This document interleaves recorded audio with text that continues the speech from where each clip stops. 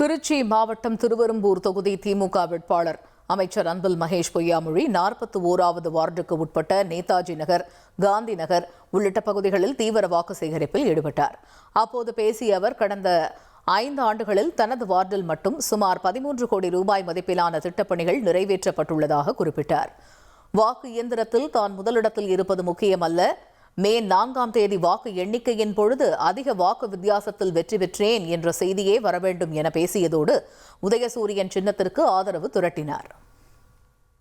23ஆம் தேதி வாக்குச்சாவடிக்கு போகும் பொழுது ஓட்டு போடுற மிஷின்ல மொதல் பேரே அன்பில் மகேஷ் பொய்யாமொழி உதயசூரியன் சின்னம் தான் இருக்கு. ரொம்ப தேடி அலையெல்லாம் வேணாம், மொதல் பட்டன் தான். ஓட்டு போடுற மிஷினை மட்டும் முதல் இடத்துல இருந்தா பத்தாது.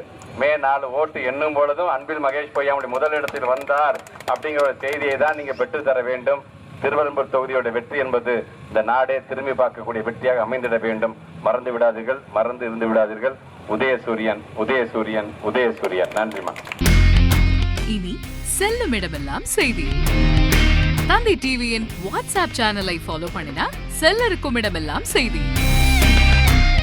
இதோ QR கோட், இப்பவே ஸ்கேன் பண்ணுங்க, ஃபாலோ பண்ணுங்க.